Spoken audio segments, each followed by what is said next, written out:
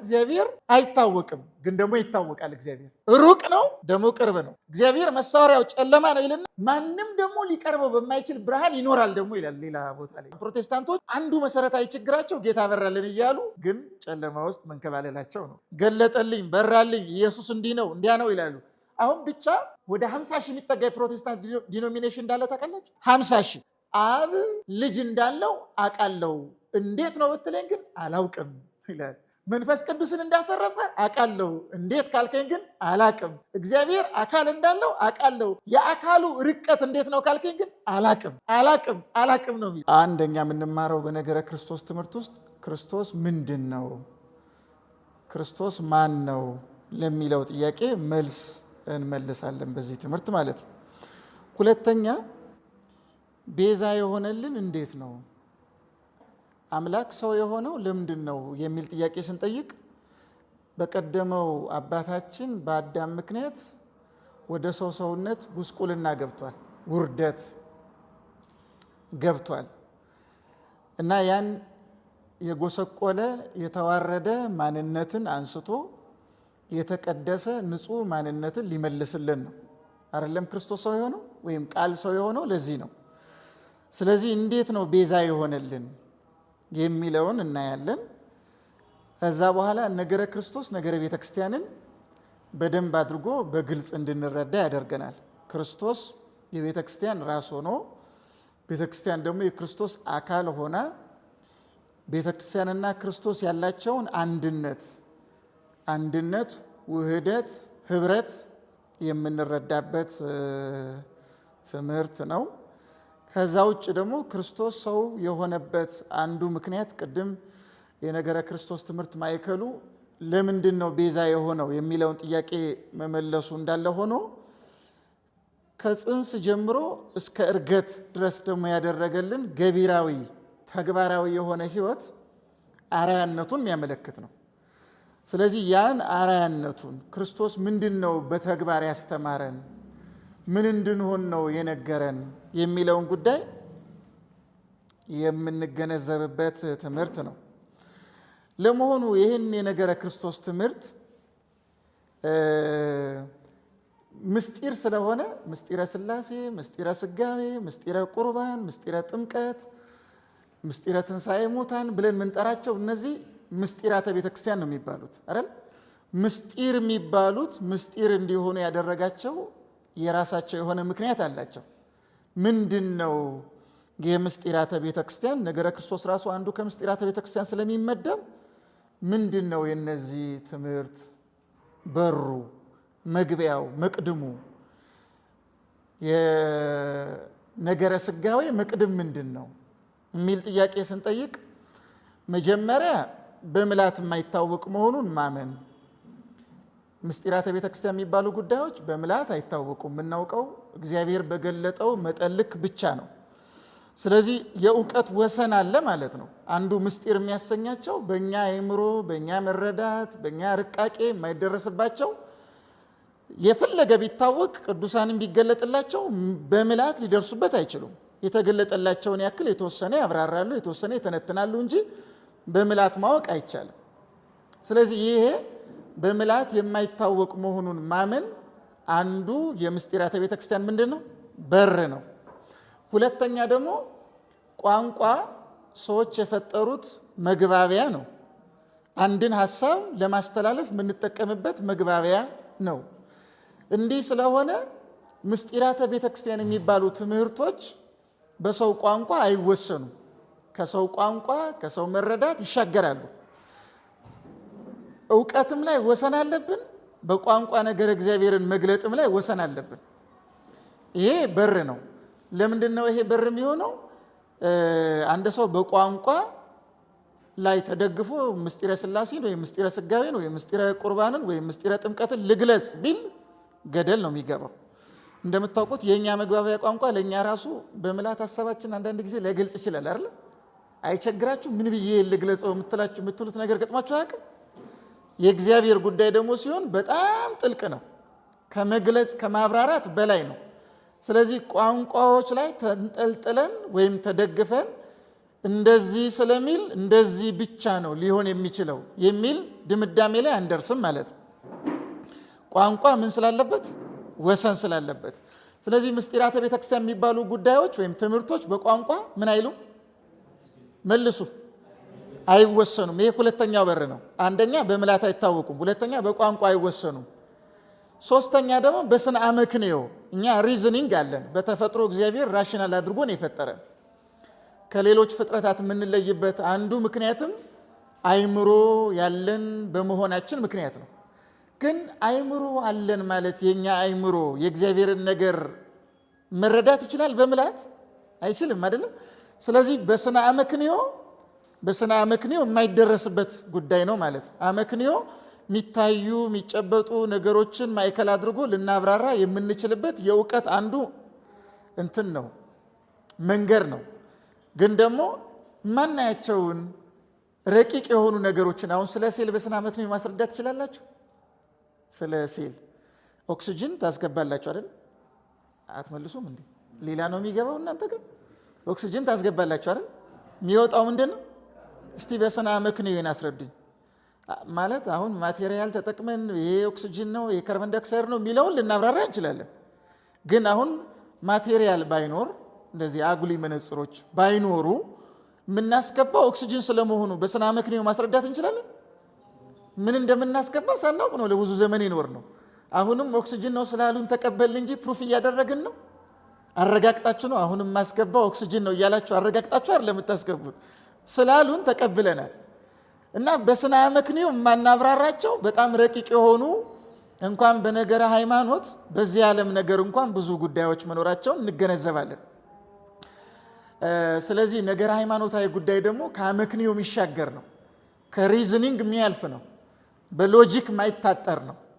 ይሄ አንዱ በር ነው። አንድ ሰው ሎጂካል በሆነ አርጊውመንት የእግዚአብሔርን ጉዳይ የእመቤታችንንም ጉዳይ አንዳንድ ጉዳዮች ለምሳሌ እመቤታችን ቅድስት ድንግል ማርያም እንኳን ዘላለማዊት ድንግል ናት እንላለን አይደል? ናት አይደለች? እንዴት? ለምሳሌ ሰው አንዲት ሴት ያለ ባል መውለድ ትችላለች? መልሱ፣ ትችላለች? ዘካርያስ የእግዚአብሔር መልአክ በቤተ መቅደስ እያለ ተገልጦለት ሚስት ኤልሳቤጥ ትጸንሳለች አለው። ይሄ የሚቻል ነው። ግን የማይቻል እንዲሆን አድርጎ እንዲያስብ ያደረገው ምንድን ነው? ሚስቱ የመውለጃ ጊዜዋ ካለፈ በኋላ ደሟ ከቆረጠ በኋላ የእሱ ዘር ከመተረ በኋላ የመውለጃ ጊዜያቸው ስላለፈ መልአኩ መጥቶ ሲነግራቸው እንዴት አድርገን ልንቀበል እንችላለን ብለው ተጠራጥሯል ማለት ነው። እመቤታችን ጋር ግን ከዚህ የሚሻገር ነው፣ ከፍ የሚል ማለት ነው። ያለ ወንድ ብቻሽን ምን ትያለሽ ነው። ስለዚህ ይሄን እንዴት ነው ልናብራራ ምንችለው? እሷ ራሱ ጠይቀዋለች። እፎኑ ዝንቱ ይከውንኒ እንዘ ኢያምር ብእሲ፣ ወንድ ሳላውቅ ይሄ እንዴት ይሆናል ብላ ጠይቀዋለች። እስኪ እንዴት ይሆናል በሉ። እስኪ ቢለውን ሳይሆን እንዴት ይሆናል በሉ፣ በደንብ በሉ። እንዴት ይሆናል የሚለውስ አመክንዮን ማዕከል ያደረገ ነው። እንዴት ይህን ማስረዳት እንችላለን የሚለውን ጥያቄ ማዕከል ያደረገ ነው። ቅዱስ ገብርኤል ግን እንደዚህ ሆኖ ይሆናል አይደለም ያለው። ያለው ምንድን ነው? ለእግዚአብሔር የሚሳነው የለም። ይሄ በአመክንዮ አይደለም።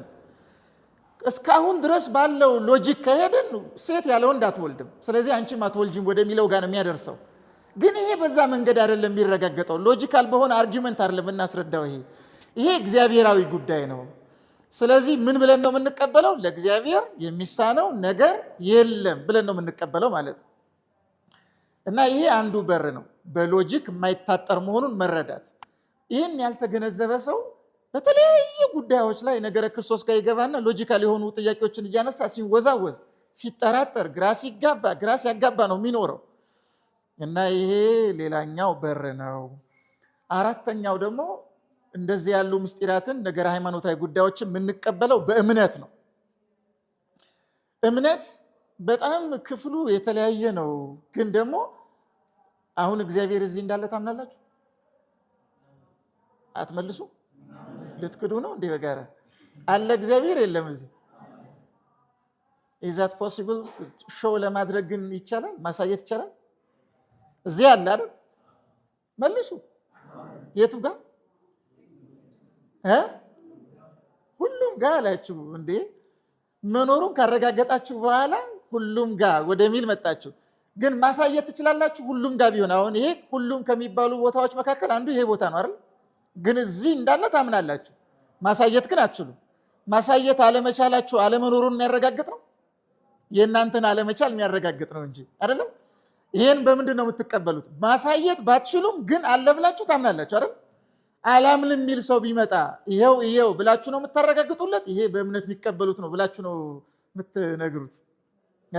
እግዚአብሔር መኖሩን የሆኑ ጉዳዮችን እያነሳችሁ ታብራራላችሁ እንጂ እግዚአብሔር እዚህ ጋር አለ ብላችሁ ልታሳዩ አትችሉም። የሚታይ ቢሆን ግን ምን ይሆናል? ለምሳሌ ማሳየት የሚቻል ቢሆን ኖሮ አንደኛ አንድን ነገር ለማየት የሚያየውና የሚታየው ነገር በተለያየ ቦታ መቆም አለባቸው አይደለም? እየሰማችሁ ነው? እስኪ አይናችሁን እዩ። ያስቃል አይደል?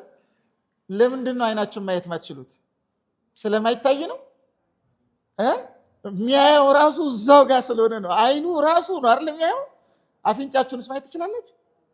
አይቻልም። በዚህ በመስታወት ካልሆነ በመስታወት የምታዩት የእናንተን ፊት ነው አይደለም የሚለውን ሌላ ጉዳይ እናድርገውና ግን የምናየው ነገር የሚታየው ነገርና የሚያየው ነገር በተለያየ ቦታ መቆም አለባቸው። እጄን የማየው እጄ ያለበት ጋር አይኔ ስለሌለ ነው እንጂ እጄ አይኔ ጋር ቢሆን ኖሮ አላየውም ነበር። የማይታይ ስለሆነ አይደለም። የሚያየው አካል ከሚታየው አካል በተለያየ ቦታ መኖር ስላለበት ነው። ስለዚህ እግዚአብሔር ይታያል በዚህ መንገድ ብዬ ማስብ ከሆነ እግዚአብሔር የሌለበት ቦታ ሄጄ መቆም አለብኝ ማለት ነው። እግዚአብሔር ደግሞ የሌለበት ቦታ ስለሌለ እግዚአብሔርን ማሳየት አይቻልም። ይሄ ራሱ ሎጂክ ነው። በነገራችን ላይ እግዚአብሔር የሌለበት ቦታ የሚኖር ከሆነ ውሱን ይሆናል ማለት ነው። ውሱን የሚሆን ከሆነ እንዴት ፈጣሪ በፈጠረው ፍጥነት ይወሰራል? የፈጠረው ከፈጣሪው የተፈጠረው ይበልጣል ወደሚል ስለሚወስድ ማለት ነው። ፈጣሪ ይበልጣል፣ ፍጡር ይበልጣል? መልሱ እንጂ ምን ይሳል። ስለዚህ ቦታ ፍጡር ነው አይደለም? ቦታ ፍጡር አይደለም? እግዚአብሔርስ? ስለዚህ እግዚአብሔር ቦታን ይወስናል እንጂ ቦታ እግዚአብሔርን ይወስናል? እግዚአብሔር ቦታን ይለካል እንጂ ቦታ እግዚአብሔርን ይለካል? እንደዛ ስለሚሆን ስለዚህ ይሄን በምንድን ነው የምንቀበለው? በእምነት ነው የምንቀበለው። ምስጢራት በእምነት የምንቀበላቸው በጣም ብዙ ጉዳዮች አሏቸው። ማናምንና በእምነት የማንቀበል ከሆነ ኢአማኝ ሆነን የምንጀምር ከሆነ በጣም ብዙ ስህተቶች ውስጥ ልንገባ እንችላለን። ነገረ ክርስቶስ አንዱ እምነትን ማዕከል የሚያደርግ ነው። ይነሱና ኢስላሞች ለምሳሌ ሌሎችም ተዋቸው ብዙ ሰዎች እንዴት አምላክ መከራ ይቀበላል ብለው ይጀምራሉ። እንዴ አንደኛ እንዴት ተወለደ ትላላችሁ? አምላክ ይወለዳል? ይሄ ሎጂክ ነው። በራሳቸው ሎጂክ ማለት ነው። ምን ማለት ነው? በሌላ አነጋገር እኛ እንደምንፈልገው ከሆነ ራሱ ፈጣሪ ሊሆን አይችልም ማለት ነው። ፈጣሪ ሊሆን የሚችለው እኔ እንደማስበው ሲሆን ነው። እንደዛ የሚሆን ከሆነ በእኔ ጭንቅላት ይሰራል ማለት ነው። በእኔ ጭንቅላት የሚሰራ ከሆነ ራሱ ሎጂኩ ፋላሽስ ነው የሚሆነው። የተፈጠረ ጭንቅላት የፈጠረን አምላክ ሊሰራው የሚችል ከሆነ ኢሎጂካል ነው ራሱ አይደለም። በራሱ ሎጂክ ራሱ ብንጠይቀው ሊሆን አይችልም። ግን እንዲህ ብሎ ሰው ሊያስብ ይችላል። እና እንዴት ይወሰናል? እንዴት ይራባል? እንዴት ይሰቀላል? እንዲህ ከሆነ ሊሆን የሚችለው ፍጡር ነው እሱ ወደሚል አስተሳሰብ ይሄዳሉ። ግን ይሄ በስነ አመክንዮ ታጥረው የሚመረምሩት ሳይሆን በእምነት ተቀብለው የሚያረጋግጡት ነው። ስለዚህ አንዱ የነገረ ክርስቶስ በር ምንድን ነው? ማመን የሚለው ጉዳይ ነው። ማመን በነገራችን ላይ ሳይንቲስቶች እንኳን ማመን ሲባል ጅል እምነት አይደለም። ዝም ብለህ ሳትመረምር ጭፍን ብለህ እመን ማለት አይደለም። እንደዛ አይደለም። ሳይንቲስቶች እንኳን አንድን ነገር ወደ ማወቅ መሄዱት አምነው ሲጀምሩ ነው። ሳይንሳዊ በሆነ መንገድ ማለት ነው። አንድ ሰው አምኖ ያልጀመረው ነገር ፕሩፍ ማድረግ አይችልም። ዝም ብሎ በአነጋገር ሲንግ ኢዝ ብሊቪንግ እያለን እንጃጃላለን እንጂ ብሊቪንግ ኢዝ ሲንግ ነው። በነገራችን ላይ አምነህ ነው የምታየው እንጂ አይተህ አይደለም የምታምነው። የትኛው ዶክተር ነው አይቶ ያምነው? አምኖ ነው ወደ ማየት የሚመጣው። አምኖ ይጀምራል፣ ይሰራል። በብዙ ሙከራ ወደ ማየት ይመጣል። ስለዚህ እምነት ምንድነው ማለት ቀዳሚ ነው። ለሃይማኖትም ደግሞ ሲሆን በር ነው ማለት ነው። ስለዚህ ባለማመን ሳይሆን መጀመሪያ ያለብን በምንድን ነው ማለት ነው? በማመን ነው መጀመሪያ ያለብን። ከዚያ ውጭ ደግሞ መገለጥ የሚባል ነገር አለ። እንደዚህ ነገረ ክርስቶስ፣ ነገረ ሥላሴ፣ ነገረ ስጋዌ ከነገረ ክርስቶስ ጋር የተገናኘ ነው። ምስጢረ ጥምቀት፣ ምስጢረ ቁርባን፣ ምስጢረ ትንሣኤ ሙታን ስንል እነዚህ ትልልቅ ጉዳዮች ናቸው። እነዚህን ትልልቅ ጉዳዮች ማንኛውም ሰው እኩል የሚረዳ የሚሆን ከሆነ ጉዳዮቹ ምስጢር ከመሆንና ትልልቅ ከመሆን ውጭ ነው የሚሆኑት። የተማረ ሰውና ያልተማረ ሰው በአንድ ነገር ላይ እኩል ግንዛቤ እንደሌለው ሁሉ ቅድስና ያለውና ቅድስና የሌለው በነገር ሃይማኖት ጉዳይ ላይ እኩል ግንዛቤ አይኖረውም። ንጻ ጠባዩ በኃጢአቱ ምክንያት ያደፈበትና ንጻ ጠባዩን በቅድስና የጠበቀ እኩል የመረዳት እድል አይኖረውም። ስለዚህ ነገረ ሃይማኖት ቅድስና የሚባል ነገርን ይፈልጋል። ቅድስና ሲኖረን ደግሞ እግዚአብሔር ይገልጥልናል ማለት ነው። እግዚአብሔር ለአብርሃም ተገልጧል አልተገለጠም? ኦሪት ዘፍጥረት ምዕራፍ 18 ላይ እግዚአብሔርም ለአብርሃም ተገለጠለት ይላል። አብርሃምም አይኖቹን ባነሳ ጊዜ ሊረዳ በሚችለው መገለጥ ማለት እግዚአብሔር በሆነበት መታየት ማለት አይደለም። የሚመለከተው አካል ሊረዳ በሚችለው ሆኖ መታየት ማለት ነው። መገለጥ የተባለው ለዚህ ነው። ለአብርሃም እግዚአብሔር ተገለጠ ይልና ተገለጠ ይላል? በሉ አውሩ በደንብ። አብርሃም አይኖቹን ሲያነሳ ግን 3 ሰዎችን ተመለከተ ይላል። እግዚአብሔር ሰው ነው? መልሱ። ሰው ነው እግዚአብሔር? እግዚአብሔር ሰው አይደለም። ግን ለአብርሃም በምን መልክ ተገለጠለት? ለምን? በዛ መንገድ ባይገለጥ አብርሃም ራሱ ሊረዳው ስለማይችል በእግዚአብሔርነቱ አይገለጥም እንጂ ለፍጡር የሚገለጥ ቢሆን ኖሮ ሲጀመር ይቆማል። ታቦር ተራራ ትዝ ይላቸዋል አይደል? ገና የብርሃነ መለኮቱን ጨረፍታ ማለት ነው ብልሽታ ገለጥ ሲያረግ ተራራው ላይ እኮ ጴጥሮስም ዮሐንስም ፍግም ብለው ወደቁ ሐዋርያቱ። ኤልያስ ወደ ብሔረ ብፁዓን ወደ ብሔረ ሕያዋን፣ ሙሴ ወደ ብሔረ ሙታን ወደ የመጡበት ተመለሱ። አልቻሉም መቋቋም። እና እግዚአብሔር በእግዚአብሔርነቱ ቢገለጥ ማንም ሊያየው አይችልም። እግዚአብሔር የሚገለጠው ሰዎች ሊረዱ በሚችሉት መጠን ልክ ብቻ ነው። ይሄም መግቦት ስለሆነ ነው። ርቱ ሃይማኖት የእግዚአብሔር መገለጥ ልክ እንደ አእምሯችን ስፋትና ጥበት ነው ይላል። አሁን እዚህ ቤት ውስጥ ቀን ላይ ፀሐይ ሲገባ ይሄ ቤት እንዳለው መስኮት ስፋትና ጥበት ልክ ነው አይደለም? የፀሐዩ ብርሃን ወደ ውስጥ የሚገባው ሰፊ ከሆነ ብዙ ይገባል፣ ጠባብ ከሆነ ትንሽ ይገባል። እንደ ስፋቱ ማለት ልክ እንደዚህ ነው ይላል። እንደ አእምሯችን፣ እንደ ቅድስናችን፣ እንደ ንጽህናችን ስፋትና ጥበት የእግዚአብሔር መገለጥ በዛ ልክ የተወሰነ ነው የሚሆን እና መገለጥ የሚባል ነገር የነገረ ሃይማኖት ወይም የምስጢራተ ቤተክርስቲያን አንዱ ምንጭ ነው። ኦርቶዶክሳዊነት ሲጀመር የመገለጥ ሃይማኖት ነው የሚባለው። የምን ሃይማኖት ይባላል አልኩ? የመገለጥ ሃይማኖት ነው የሚባለው። እንደውም መጽሐፍ ምንድን ነው የሚለው? አስተራየ ወልደ እግዚአብሔር ከመ ይሣር ግብሮ ለጋኔን ይላል፣ ወይም ለዲያብሎስ። የእግዚአብሔር ልጅ የዲያብሎስን ስራ ያፈርስ ዘንድ ተገለጠ ነው የሚለው። ምን አለ ነው የሚለው? ተገለጠ ነው የሚለው። ለመላእክት የታየ የሚለው መላእክት ራሱ እግዚአብሔርን አላዩትም። በእግዚአብሔርነቱ ማለት አያዩትም። ኢየሱስ ክርስቶስ በሚወለድበት ጊዜ ግን በሰብዕና በአካል በኩነት ስለሚገለጥ ለማየት ጓጉተው ነበረ እና ይህ ተገልጿል በመጽሐፍ ቅዱስ ጭምር ማለት ነው። ስለዚህ አንዱ በር ምንድነው የሚሆነው ማለት ነው? መገለጥ የሚባለው ነው። ግን መገለጥ ምንን ይፈልጋል? ቅድስናን ይፈልጋል። ቅድስና የሌለው ሰው መገለጡን ገንዘብ ሊያደርግ አይችልም። እኛ ቅድስና ስላለን አይደለም ርቱ የሆነውን ሃይማኖት የተቀበልነው። ርቱ የሆነውን ሃይማኖት የተቀበልነው ከማን ነው? ቅድስና ካላቸው አባቶቻችን ነው። እየሰማችሁ ነው አይደለም? እነ ቅዱስ አትናቴዎስ፣ እነ ቅዱስ ቄርሎስ፣ እነ ቅዱስ ባስልዮስ፣ እነ ቅዱስ ሄሬኔዎስ፣ እነ ቅዱስ ቀለሜንጦስ ዘሮሜ እንደነዚህ ያሉ ከሐዋርያት የተቀበሉትን ለሐዋርያት እግዚአብሔር የገለጠላቸውን ሐዋርያት ደግሞ ለተላውያን ሐዋርያት ገለጡ። እነዚያ ለነዚያ እያለ ነው የመጣው። አርዮስ የተወገዘው አንዱ በዚህ ነው። ተነሳና ወልድ ፍጡር ነው አለ። ወልድ ፍጡር ነው ሲል የአትናቴዎስ መከራከሪያ ምንድን ነው? ፍጡር ነው የምትለው ከየት ባገኘው ምንጭ ነው? ከአንተ ቀድሞ የነበሩ ቅዱሳን በዛ መንገድ አስተምረዋል። እስኪ ይሄ መገለጥ ነበረው የቤተክርስቲያን ውስጥ ሲል የለም። ታዲያ አንተን ጉሳተ ልብን አረዳድን እንዴት እንዳለቀለት እውነት አድርገህ እንድንቀበል ትፈልጋለህ? ተመለስ አሉት። አልመለስ አለ። ተወግዞ ተለየ። ስለዚህ ቅድስና የሚባል ነገር በጣም ወሳኝ ነገር ነው። ቅድስና ከሌለ በጣም ገደል ነው የምንገባው። ፕሮቴስታንቶች አንዱ መሰረታዊ ችግራቸው ጌታ በራልን እያሉ ግን ጨለማ ውስጥ መንከባለላቸው ነው አይደለም?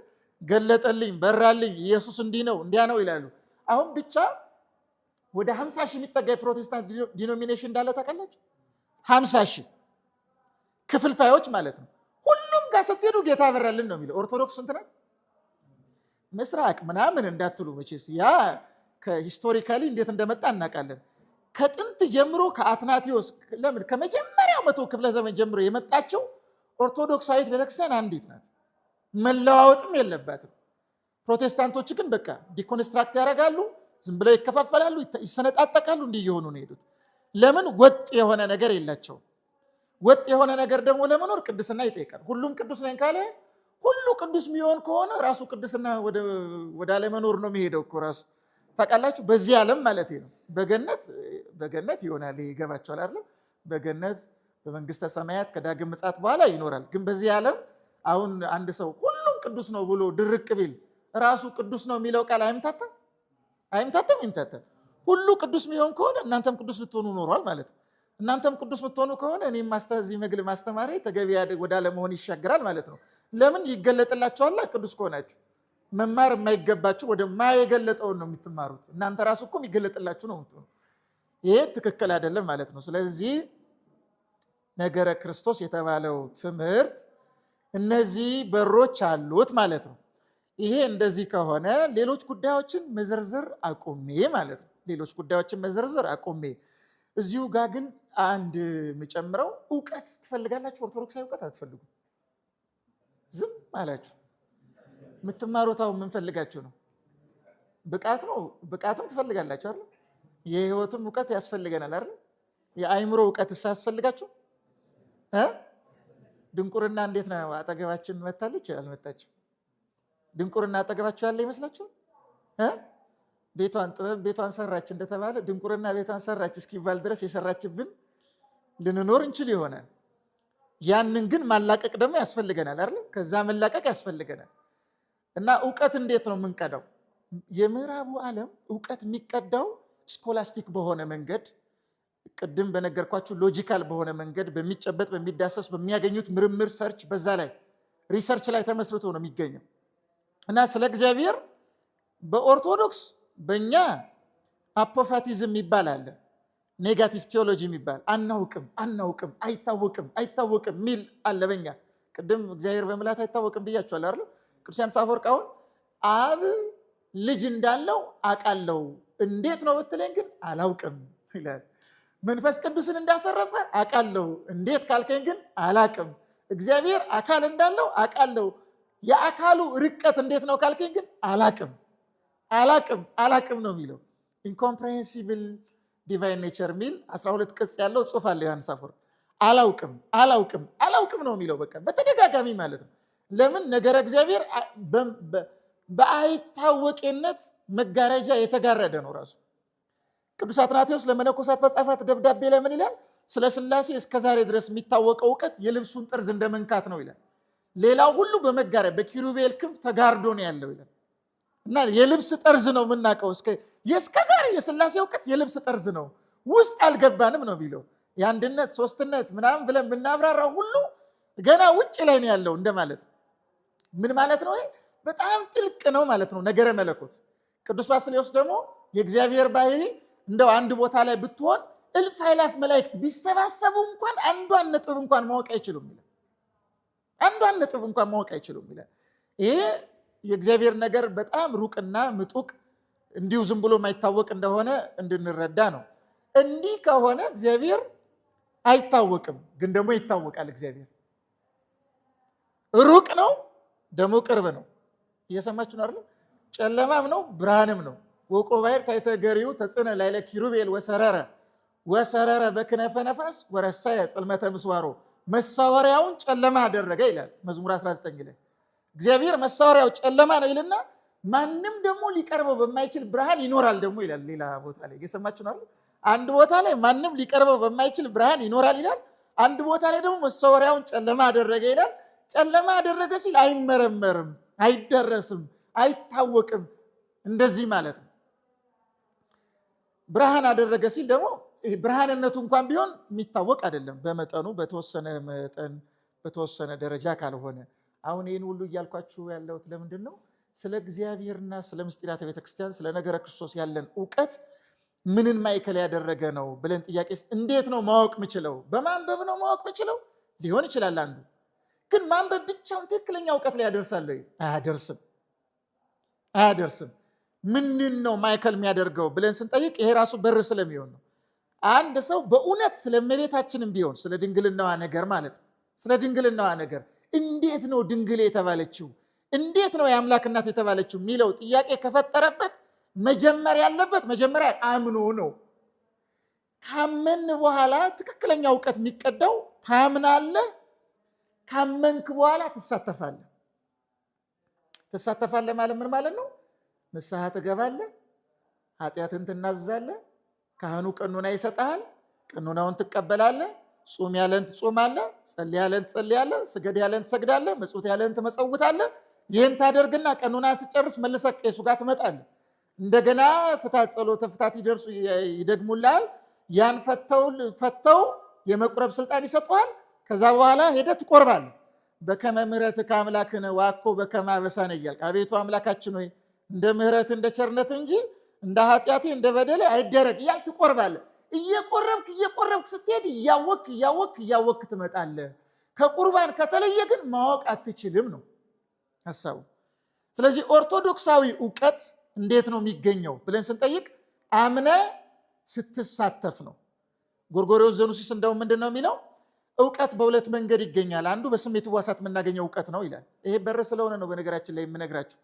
በስሜት ሕዋሳታችን ምክንያት ይገኛል ይላል። ሁለተኛው ግን በልቡና አይን ነው የሚገኘው። እየሰማችሁ ነው አይደለም? እየሰማችሁ ነው። ከበዳችሁ ይሄ ነገር? ከውጭ የሚገባ እውቀት አለ አይደለም? በስሜት ሕዋሶቻችን በማየት የምናስገባው የለም፣ በመስማት የምናስገባው የለም፣ በመቅመስ የምናስገባው የለም፣ በማሽተት የምናስገባው የለም፣ በመዳሰስ የምናስገባው የለም። በዚህ እውቀት ይገባል። ይሄ በስሜት ሕዋሶቻችን ዓለማዊ እውቀት ነው ይሄ ይላል። መንፈሳዊ ከሆነ ግን የልቡና አይን ይፈልጋል። ውስጣዊ ልቡና ማለት የነፍስ አንዱ ግብረ ባህሪ ነው። ነፍስ ለባዊት ናት፣ ነባቢት ናት፣ ሕያዊት ናት። እየሰማችሁ ነው አይደለም? ለባዊት የሆነችው ነፍስ በኃጢአት ምክንያት ግን ለባዊነቷ ሳይጠፋ ግን እውር ወደ መሆን ልትሄዳለች። እውር ኃጢአት እየተጫነ ሲሄድ የነፍስ እውቀቷ እየቀነሰ ይሄዳል። ስለዚህ ምን ይፈልጋል ማለት ነው? ከኃጢአት የተላቀቀ ህይወት ኖሮን የነፍሳችን የልቡናዋ አይን ንጹህ መሆን አለበት ነው። የነፍሳችን የልቡና አይን ንጹህ የሆነና እምነት ላይ ይደገፋል። ይሄ እምነት ላይ ሲደገፍ ትክክለኛ የሃይማኖት እውቀትን ማግኘት ይጀምራል።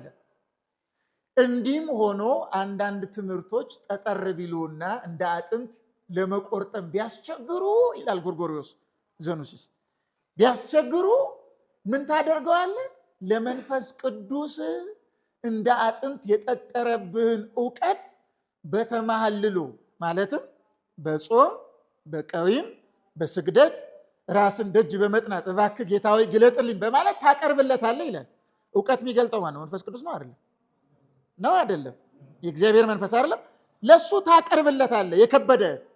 ያን ጊዜ እግዚአብሔር መንፈስ ቅዱስ ያቀረብከውን ጸሎት ያቀረብከውን ልመና ሰምቶ የጠየቅከውን ጥያቄ እንደ አጥንት የከበደን በእሳትነቱ አቅልጦ በምትረዳው መንገድ ያቀርብልሃል ይላል ጎርጎርዮስ። እየሰማችሁ ነው አይደለም? ስለዚህ እውቀት እንዴት ነው የሚገኘው ማለት ነው? አምነ ስትሳተፍ ነው የምታገኘው። ደግሞ አንዳንድ ጊዜ የፈለግነውን ነገር ጠይቀን ላናገኝ እንችላለን። ባናገኝ ደግሞ እግዚአብሔርን እያደነቅን እንሄዳለን። እየሰማችሁ ነው አይደለም? እየሰማችሁ ነው ወይ? እንደ ባዮሎጂ እና እንደ ኬሚስትሪ ካልኩሌት አድርገን በቃ ይሄን አውቄ መጨረስ አለብኝ፣ እሱ እዛ ሌላ ቦታ ነው ያለው። በዚህ ምን ይደረጋል? ታነባለህ፣ ታጠናለህ፣ ትመረምራለህ፣ ራስህን ንስሐ እየገባ ታስተካክላለህ፣ ትቆርባለህ። እንዲህ ያደረግክ እንኳን ባይገባ የእግዚአብሔር ጥበቡ ምን ያህል ድንቅ ነው ብለህ በመደነቅ ጉዳይን ትፈጽማለህ እንጂ አላወቅኩትም ብለህ ወደ ውዝግብ አትሄድም ነው ሐሳቡ። ለምን? ሚስቲካል ነው ጉዳዩ፣ ምስጢራዊ ነዋ። ምስጢራዊ ከሆነ እግዚአብሔር አንዳንድ ነገሮችን እንዳታውቀው የሆነ ጊዜ ይፈልጋል። አንዳንድ ነገሮች ታውቃላችሁ፣ እውቀት በተለያየ መንገድ ነው የሚገኘው አይደል? በጊዜ ርዝመት የሚገኛል። የሆነ ጊዜ አናውቀው የነበርነውን እውቀት የሆነ ጊዜ እናውቀዋለን አይደል? አንድ ልጅ አንደኛ ክፍል እያለ አንድ ሕፃን ልጅ አንደኛ ክፍል እያለ የሚያውቀውን እውቀት 12ኛ ክፍል እያለ አያውቀው አይደል? 12ኛ ክፍል ሲደርስ ደግሞ የአንደኛውን ተሻግሮ ነው የሚሄደው እንጂ አንደኛ ክፍል እያለ የ12ኞችን አያውቅም። በጊዜ የሚታወቅ እውቀት አለ፣ በልምድ የሚታወቅ እውቀት አለ፣ በመገለጥ የሚታወቅ እውቀት አለ፣ በንባብ በዚህ መንገድ የሚታወቅ እውቀት አለ። የተለያዩ እውቀቶች አሉ። የእውቀት ዝርዝሮችን ለማነሳሳት አይደለም። ኦርቶዶክሳዊው ግን በእምነት ላይ ይጀምረው። እናንተም አሁን ስታጠኑ ትምህርቱን በደንብ እንዲገባችሁ እግዚአብሔር እንዲገልጥላችሁ ስትፈልጉ ከእናንተ የሚጠበቅባችሁን ማድረግ አለባችሁ። እንደታሸገ ምግብ የሆነ ሳህን ውስጥ ተከድኖ እንደተቀመጠ ታሽጋችሁ ቁጭ ብላችሁ ይህ ማርያም ምልጃ አልገባኝም ብትሉ እንኳን እግዚአብሔር ሰይጣን ራሱ ይሳለቅባቸዋል። አይሆንማ ይሄ እንጂ እየጨፈሩ እየተዝናኑ እየተሽካኩ ምናምን ለማወቅ አይቻልም። ግዴታ ሱታፌ ይፈልጋል። ግዴታ ክርስቲያን ሆኖ መገኘትን ይፈልጋል። ያን ጊዜ እግዚአብሔር እያበራልን ነው የሚሄደው፣ እየተገለጠልን ነው፣ እየገባን ነው። አንጠራጠርም፣ አንወዛገብ። ጴንጤዎቹ በነገራችን ላይ የሚወጡትና የሚሄዱት አንዱ የምግባር ችግር ነው የሚያስወጣቸው እና ያ እንዳያውቁ ነው የሚያደርጋቸው፣ ወደ አለማወቅ ነው የሚወስዳቸው። እነሱ ግን ወደ ማወቅ እየሄዱ እንደሆነ አድርገው ነው የሚያስቡት። ስለዚህ ነገረ ክርስቶስ ምስጢራተ ቤተክርስቲያን የሚባሉ ጉዳዮች ምን ይፈልጋሉ? በደንብ ለመረዳት ህይወት ይፈልጋሉ። ህይወት ከእምነት ጀምሮ ተማህልላዊ የሆነ የትህትና፣ የንጽህና፣ የሰጊድ፣ የጾም፣ የጸሎት ይሄን ህይወት ይፈልጋሉ። በዚህ ህይወት ለመንፈስ ቅዱስ ማቅረብንም ይፈልጋሉ።